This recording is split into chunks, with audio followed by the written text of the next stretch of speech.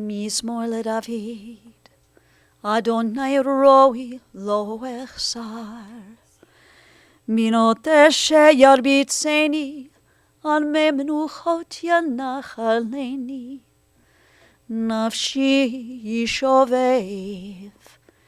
ינחני ומגלי צדק למען שמו. גם כי הלך בגיץ על מוות, לא ירא רע, כי אתה עמדי. שבטך ומשענתך המה ינחמוני. תערוך לפני שולחן נגד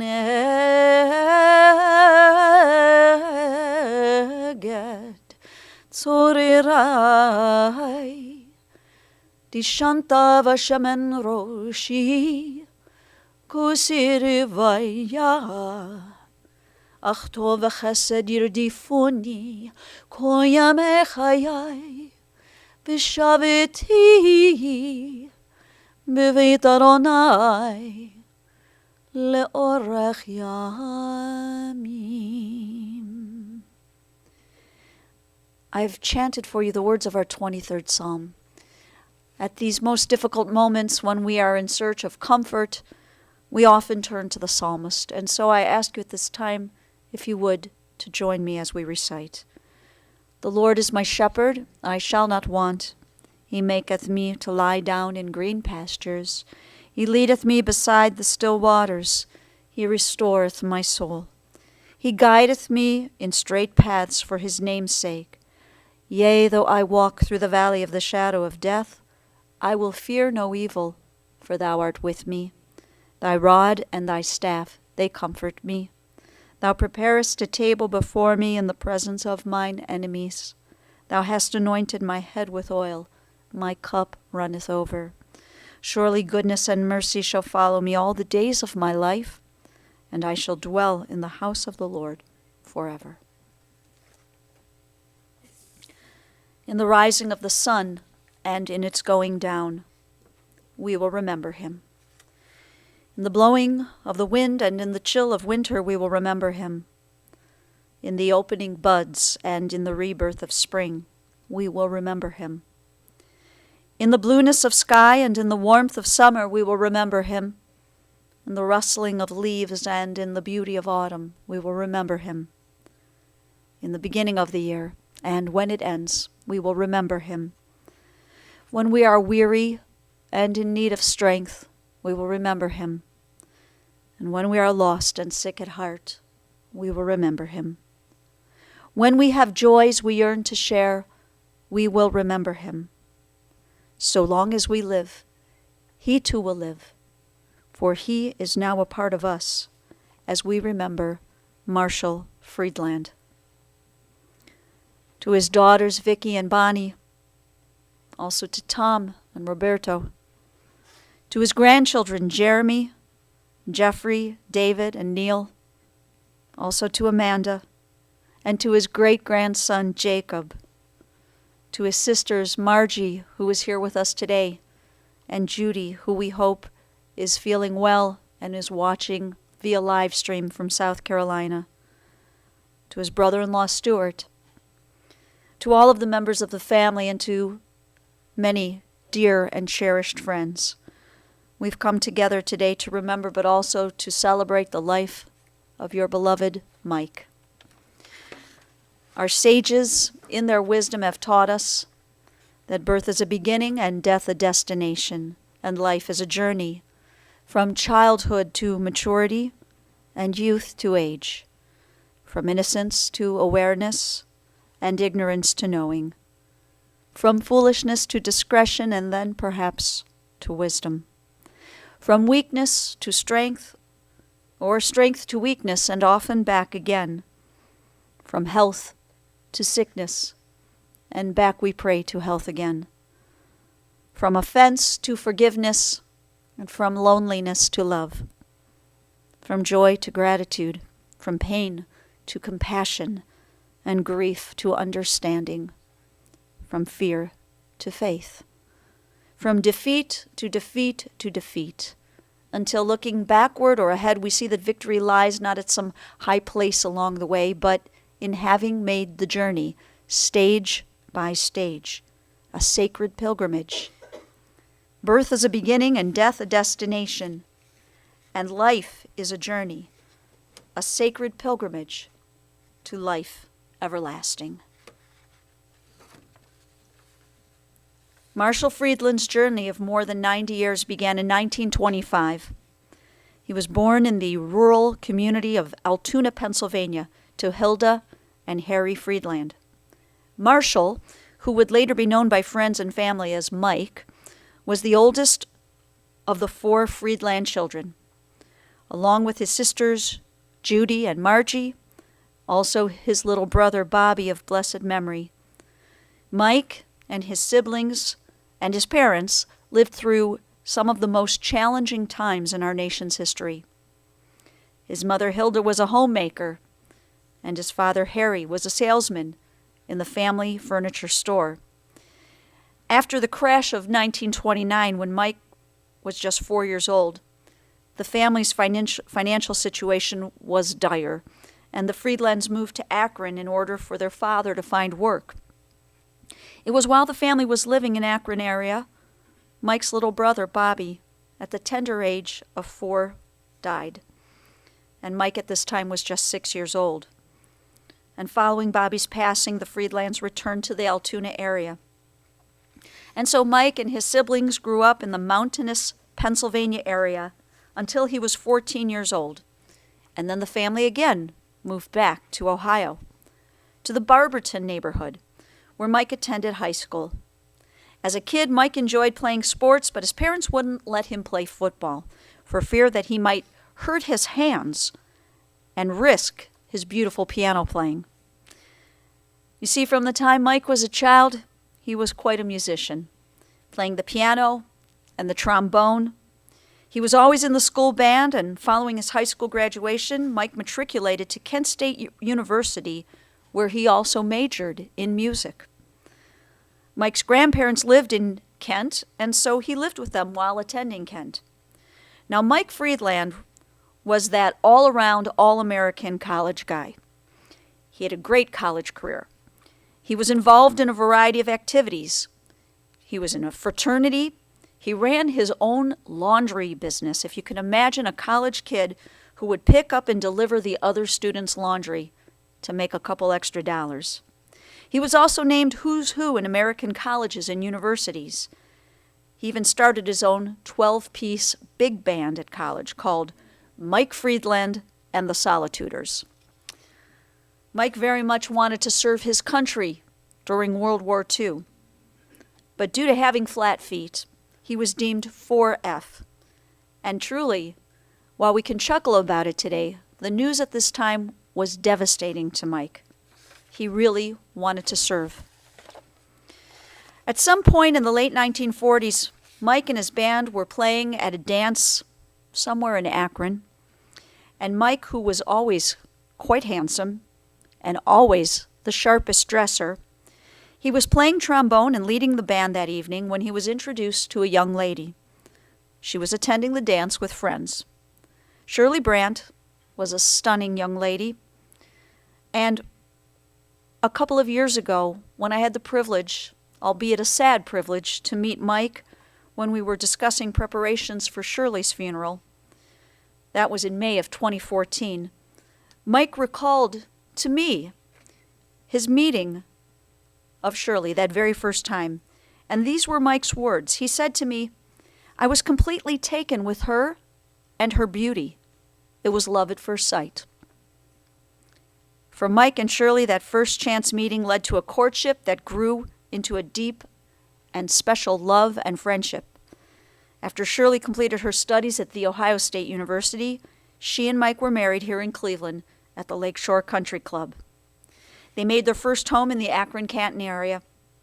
In their earliest years as husband and wife, Mike and Shirley mourned together and ultimately drew strength from one another in the loss of their first child, little Deborah, who was stillborn. And as they came through this time of mourning, Their days of mourning turned to celebration, as together they welcomed their daughters, Vicky and then Bonnie, with whom they built their life and their world around. Now, when Vicky and Bonnie were still toddlers, Mike's dad, who owned a furniture store in Pennsylvania, he died, and the passing of his father created a reason for Mike, Shirley, and the girls to move back to the mountains of Pennsylvania. And so Bonnie and Vicky, you went back to the place that you would know as your hometown, Huntington.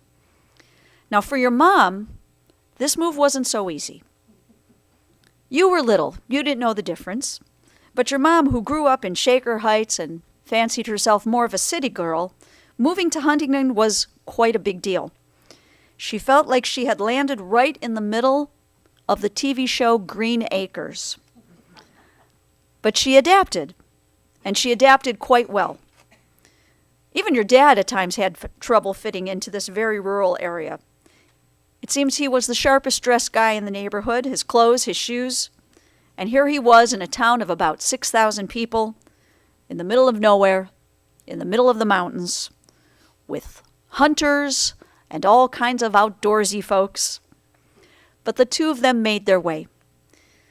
And while your dad was a music teacher when he lived in Akron, in Huntington, he and his uncle took over the furniture store. Although he was focused on running the store, you shared with me that your parents, their focus was always in music and being active as musicians. Shirley would sing while Mike would accompany her, and together they'd perform in public. Vicky, you and Bonnie, you both remember a home that was always filled with music. And when people came over, and it seems that your parents entertained often, guess what ended up singing around the piano with Mike playing? There were always poetry readings going on at your home. This was a very, very social home. It was a very artsy home. And while this was such a tiny little house, you remember, you said it was always hopping. And then in the late 1960s, there was an explosion of department stores. Sears and J.C. Penney's, all of these types of businesses were taking over those independent mom and pop stores. And so the Friedman family business was forced to close. And this created a situation where Mike and his family needed to move, and they moved around quite a bit in order for him to find work. Your dad worked as a salesman. He obtained his real estate license as well and did some work in the real estate business. And whether you were living in Washington, D.C., or Columbus, or Virginia Beach, or Dayton, or so many other places, you all were together. And then you finally ended up back here in Cleveland. Shirley and Mike settled first in Beechwood and then Richmond Heights. And Bonnie and Vicky, you recall a father who you described simply as a wonderful dad. You remember that he loved to read. He could read a book a night. You described him as brilliant, bright. And there was the family time, those family drives that you would take no matter how long. The four of you in the car would always sing the whole ride there, whether it was a 10-minute drive or several hours. Singing took up all that time. There were the family picnics every Wednesday when your dad had a day off from work. This was usually in the state park near Whipple's Dam. And then your dad had this very special father-daughter time. Bonnie and Vicky would both get dressed up separately. They would have a date with their dad. And they would put on their best dress. You each would get a corsage from your dad. You'd put on white gloves. And independently, individually, he would take you on special date nights.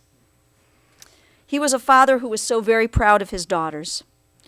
Vicky, you and your dad always connected on an intellectual type of a level. He admired your late-night study habits. And when he saw you up each night studying into the wee hours, he would always bring you a special snack. It was just a little routine the two of you had together. And Bonnie, you and your dad had a different kind of shared love. Saturday nights, this was a special time for you and your dad to kind of huddle together and get in front of the television to watch a horror movie. Your sister and your mother could not bear to watch these, but you and your dad bonded over these very scary moments. And whether it was through snacks in the late evening hours or being scared out of your mind watching television together, he would always remind the two of you how much he loved you, and he would always teach you this lesson: always know your worth. He knew how valuable you both were and still are as people, as women, and he always wanted to make sure that you knew it. And then there were his grandsons. Mike and Shirley were all about the grandchildren, having them sleep over.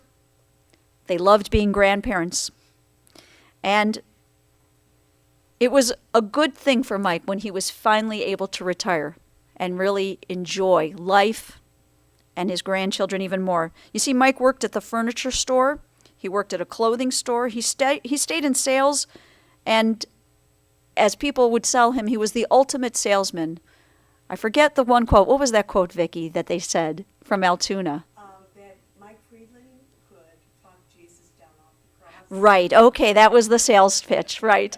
So he could sell anything. And financially, there were the ups and downs, but somehow they made it through.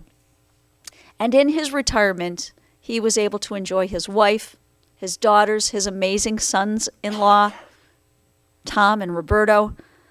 But of course, the most precious gems in their crowns were their grandsons.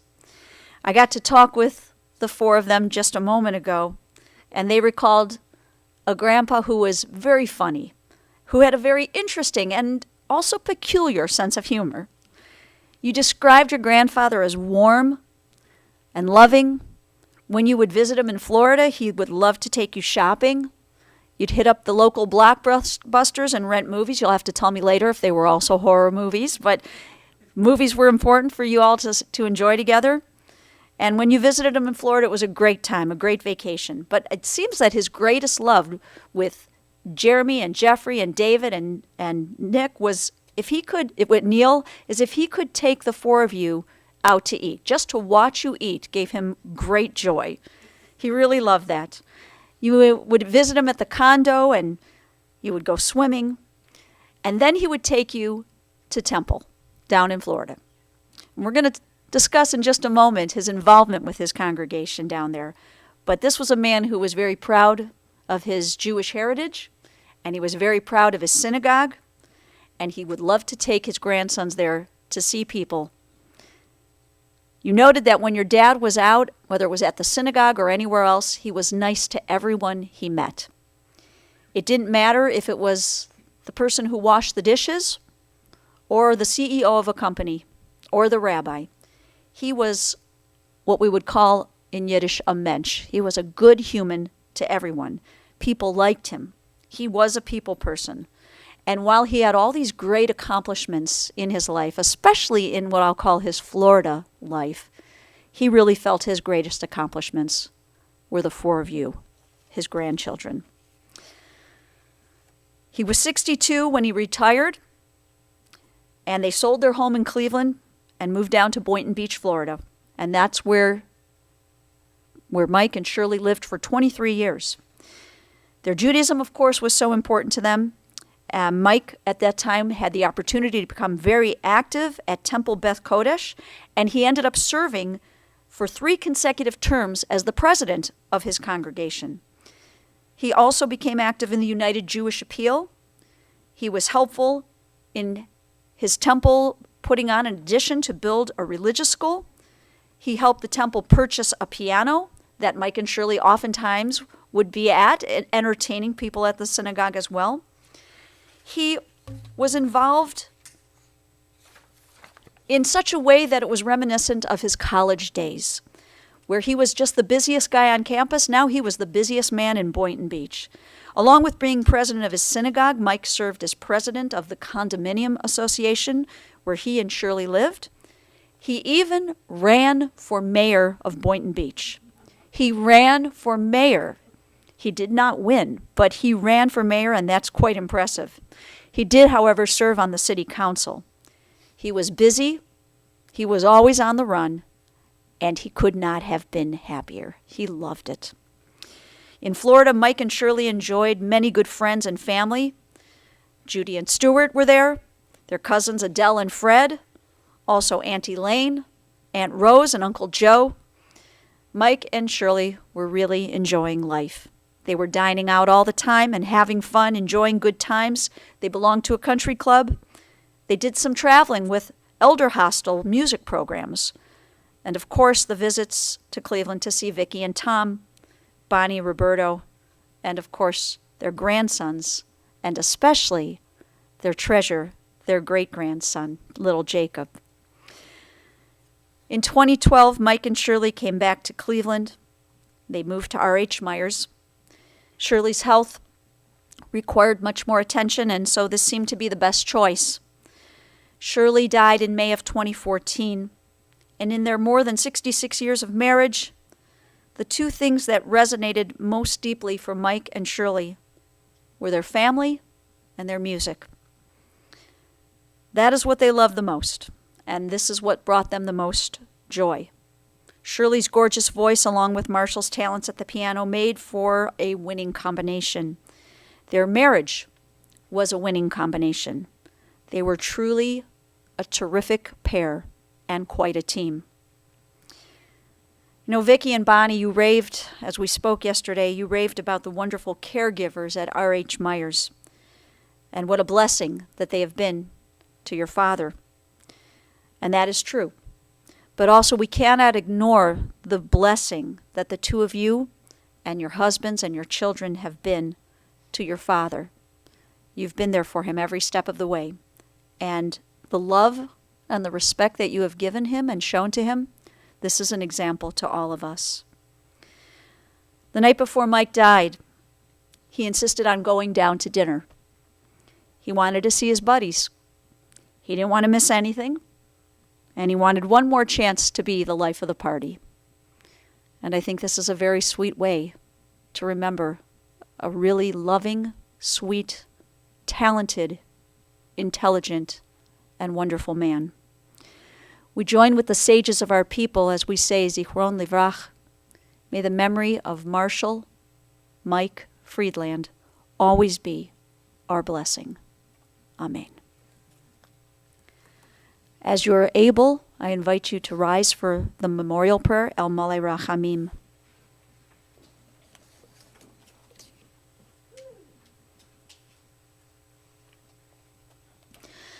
El Malei Rachamim, shochen במרומים, המסי מנוחה נכונה תחת כנפי השכינה, במעלות קדושים וטהורים, כזוהר הרקיע מסעירים. את נשמת מיכאל בנימין בן הרשל, שהלכה לעולמו בגן עדן, תהא מנוחתו. אנא ברחמים אסתירהו בסתר כנפיך לעולמים, ותצרור בצרור החיים את נשמתו. אדוני הוא נחלתו, וינוח בשלום על משכבו, ונאמר Amen. O merciful God, who dwells on high, who is full of compassion, grant perfect rest beneath the shelter of your divine presence among the holy and pure, who shine as the brightness of the firmament. To our dear departed Marshall Friedland, to Mike, who goes now to his eternal home, may his soul be bound up in the bonds of eternal life, and grant that his memory inspire all of us to noble and consecrated living. And to this we answer, Amen. Friends, just a couple brief announcements. Our service of memory will continue immediately at the Mount Olive Cemetery. Following the interment, the family will receive visitors at the home of Vicki and Tom Koss at 4644 Anderson Road in South Euclid. They'll be receiving visitors from the time we leave the cemetery until 8 p.m. this evening. Anyone wishing to make a contribution in memory of Mike, the family has suggested that you might consider the Menorah Park Hospice or the charity of your choice. On behalf of the family, we thank you for your love and support on this sad but important day.